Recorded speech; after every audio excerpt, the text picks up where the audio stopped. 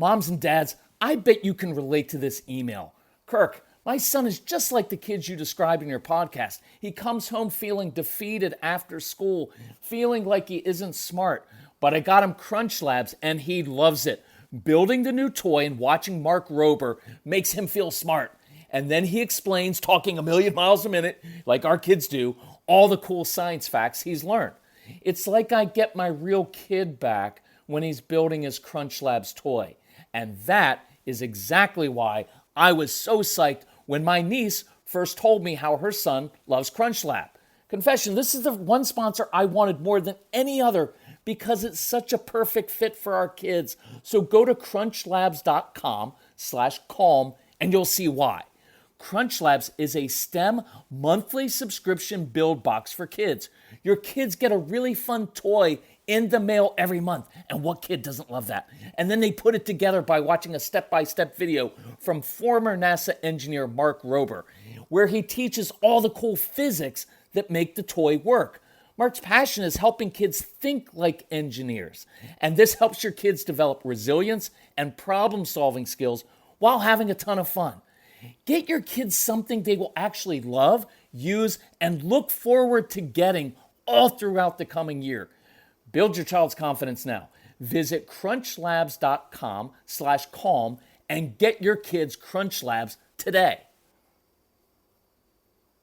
When you bring your child home for the first time, you want a baby monitor you can trust. When you choose Stork, you choose technology trusted to monitor 10 million babies in hospitals every year. Stork continuously tracks your baby's pulse rate, oxygen saturation, and temperature. Visit MassimoStork.com to learn more. Stork, a revolutionary baby monitor, is born. Stork is not a medical device. Read and understand all product labeling. Massimo data on file. So look, being calm doesn't mean you don't feel things. It doesn't mean you don't have emotion. It doesn't mean you get angry. It's just that you don't act out of that anger in ways that hurt relationships and don't improve behavior. So at the moment, I'm kind of PO'd because I get these emails every day. And let me set this one up for you, okay? And this could be kids of any age, but this is a younger child who's getting a little bit physical. He's aggressive sometimes with the other kids at school. And he has said before that I don't like myself, right? He has trouble connecting with kids his own age, but he's a really bright kid. He loves to draw. He loves to build. He's really good at Minecraft, right? Just knowing that, I know, man, the way that this kid envisions things and sees things in his brain, probably seeing in 3 dimensions, and he sees these things and he goes and builds it. There's so much to build on there, right? And we overlook all those things. But anyway, at school, guess what he does? He's so smart, he helps other kids read in his first grade class. So we're not talking about a sociopath here, right? We're just talking about a kid who's struggling inside, and out of that struggle comes some physical stuff that obviously we don't want. So here's what happens. Mom calls the psychiatrist, and the psychiatrist says, oh, we just need to medicate him. That should make you angry. Do people need medication sometimes? Sure, absolutely. Sometimes I use ibuprofen in the springtime when my allergies come on. I use Claritin. I'm not anti-medication. I just don't want it to be the first course, and I don't want it to be the thing that's some panacea. Look, we're missing an opportunity here to teach our kids lifelong skills, to give them tools they can use their entire lives, and to actually change them from the inside out and build their confidence, right? And we get this. I just had a friend who took their daughter to a doctor and he wanted to prescribe anxiety medication. I know this family. I know that girl. She doesn't need anxiety medication. She just needs some practical tools to deal with her stress. So, what do we do in these situations? I want to share some very practical ideas with you on today's episode of the Calm Parenting Podcast. So welcome. I'm glad you're here. This is Kirk Martin. I'm founder of Celebrate Calm. You can find us at celebratecalm.com. If you need anything, reach out to our son, Casey, Casey, at celebratecalm.com, because he has been through all of this. He was your child. He knows all these dynamics, and we are here to help. This is not a business. This is a family mission, We take it very seriously. We read every single email that comes in, and we talk about this, and we will reply to you personally and usually very quickly. If you need help financially with anything, just let us know. Now, right now, we've got a huge Christmas holiday sale going on, so just look that up on the website. It's got like 35 hours worth of practical tools to help you. So here's where my mind goes when I read about this child. One, what I key in on is not so much that he's being physical with other kids. I know that's going to get him in trouble, and that's of immediate concern. What's causing that? What's underneath? Why is he saying things like, I don't like myself? What's the root of that? And then I want to get to the root of it, because then a lot of the other things go away. And I want to be able to get some tools here that will create lasting shifts, because, mom and dad in this situation, like all of you, they're good parents. And so they talk to their son and sit them down. And you're like, hey, you can't push kids down and you can't be aggressive. You've got to learn how to deal with that. Well, those things don't always stick when you just talk about them. So here are 5 or 6 quick things that I would do with a child who is struggling in this area. 1, I would immediately enroll this child in a martial arts class of any kind, right? Because that's going to give him an outlet for being physical. And they will teach him the appropriate, respectful use of force. Kids learn that from martial arts classes. It can be very effective. You've heard me talk about the obstacle course, so I'm not going to talk about it a lot. But I want this kid to be doing appropriately physical things and wearing him out as much as possible. So whether it's in the basement or a backyard, to have things to climb under, crawl over, pull, push, shoveling mulch, doing heavy physical work is actually very calming for many of these kids. I want to give them tools to succeed. Right? With these kids, we lecture them, we give consequences, they're on the red, on the behavior chart all the time, but we don't take the time to actually create successes. Let me give you one idea. I just gave some teachers on a teacher training that we did via Zoom. If you're interested in that, ask Casey about it, because you could actually sponsor training for all of the teachers at your school, and it's extremely affordable when I do it via Zoom, and extremely time effective, because I can cover a lot in an hour, and I can cover a ton in an hour and a half. So it doesn't take too much of the teacher's time, but I can rattle off a lot of stuff, because I talk very quickly. So you have a child who, let's say at recess, just struggles. Why? Well, 1, many of our kids have control issues. They don't feel in control of themselves, so they feel like they have to control everybody else. And that's why they struggle with games at times, and they want to change the rules of the game, cheat, or quit. Most of our kids struggle to connect with kids their own age. So recess time, lunchtime without any order and structure is very difficult for them. So I want to create a success. So you know what I'm going to do with this little guy? I'm going to pull him aside and say, hey, Dylan, that's not his real name, just making that up. Hey, Dylan, I could really use your help. How many of you know those are magical words for strong-willed kids? They love feeling like adults. They like feeling helpful. Not toward you as parents, but toward other people they do. So the teacher says, Dylan, I need your help. Next week, we're going to do a new unit on reptiles. And I know you're really good at drawing. See, I want to use his gifts. I want to use what he's naturally good at already, instead of trying to fix everything that's wrong. And so, Dylan, I know you're really good at drawing. I need some help. And I know that Jimmy over here, he's really good at drawing too. If I brought some poster board outside at recess time, would you two work on this project together? Because it really helped me out. And now watch what we're doing.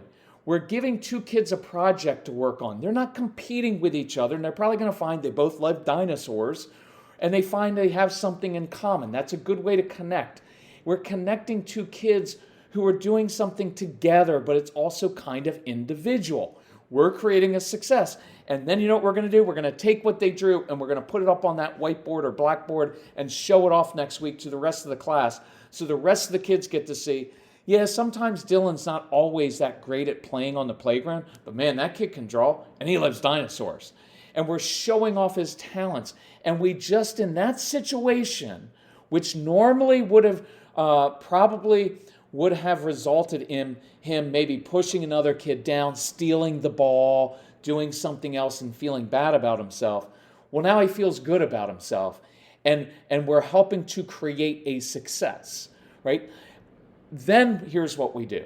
For the time being, I would have as many guided play dates as possible, right? Create situations in which your son plays well or just does well with other kids. See, have them work on a project together at home where mom or dad are involved, because there you can be involved while they're working on a project, and you can teach him in the moment how to handle conflict, how to handle the inevitable disagreements and frustration that happen when you're around other people. I would also do this. Instead of just talking to kids about their actions afterwards, well, in the moment, they're always going to say, yeah, I know that was wrong. I won't do it next time. And then they're just going to do it again, right? And that's why sometimes therapy can be not that helpful for younger kids, because when they're at the therapist's office, everything makes sense. They're like, sure, I get that. I shouldn't do it. I won't do that next time. Well, then the next day they're going to be in a situation and their head's spinning and everything's moving so quickly and they're very emotional, and then it happens there. So you have to role play. That's why we had camps at our home. That's why we didn't just invite kids into a therapeutic office one-on-one. We put them in group situations so that we could teach them in the real moment, what are you going to do? And that's when I would role play different ways to handle disagreements with friends. Actually physically practicing walking away, physically practicing and saying words in that situation so that you practice how to handle these situations. All of us do this every day, whether we're at work. Athletes practice the same plays dozens and dozens of times each week so that the muscle memory is there. So we want to build that in. We want to show them how to walk away. We want to show them how to get an adult. We want to give them the actual words to use and physically practice that. I would think of, if this child has a certain superhero that he likes or an athlete that he looks up to, use that as an example of how you use your superpowers to control yourself and help others. We also want to always be giving kids things to do instead of, don't do this, don't do that. Well, what can he do? Look, we already know that he likes helping other kids in class when he feels confident, because he's very, very smart, and so he knows how to read, and so he's helping other kids read. So let's use that impulse in him. What can he use his superpowers for when there's conflict? How do you turn it around from, hey, you've got to stop doing this. If you do this again, here's your consequence, to, hey, you know what? You're really, really good at this. Next time this happens on the playground, what do you think you could do differently using your superpowers? Next, and finally, I'm going to end with this to keep this short. Let's build his confidence inside.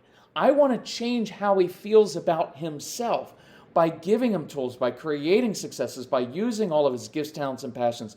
It's all the ways we mention in our programs.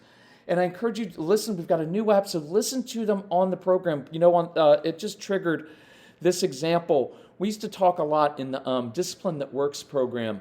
We talk a lot about doing role playing. I hate role playing personally. In the corporate world, it's like, hey, we're going to role play. And I was like, nope, I think I'll be sick tomorrow. Right? I don't want to role play, but it's extremely effective with kids.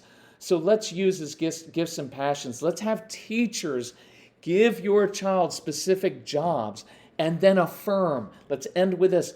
Affirm your kids when they do things well. I want the teachers at school walking by and saying, hey, saw how you handled that. Fist bump. Nice job. Hey, out on the playground, the way that you handled yourself today, that was awesome. That shows me you're growing up.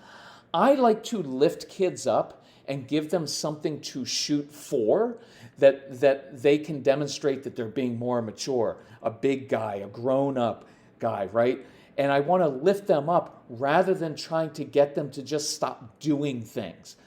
That's the approach I want to take with this. Look, if we do all of these things, right? We're getting martial arts and sensory needs met through the obstacle course, and we're going to have guided play dates and role play and have teachers do some different things at school. If we do all of those things and then this child still is having anger issues or certain issues, impulsive issues hitting people, well, then maybe we go and we talk to the doctor about other tools that we can give, but certainly not yet.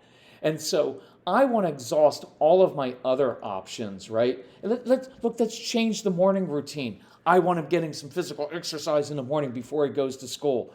All these things that we train teachers on, that we train you on, let's do those things first. And I bet we can make some progress with this child. And I bet we can make progress with your child, no matter what the situation is. So, you need help? You reach out to us. Casey, C-A-S-E-Y, CelebrateCalm.com. Check out the big Christmas sale we've got going on over the holidays. It'd be a great time to listen to this. Get a game plan so you start the new year fresh with tools to succeed and a positive approach. Love you all. Thanks for sharing the podcast. And if we can help you in any way, just let us know. Bye-bye.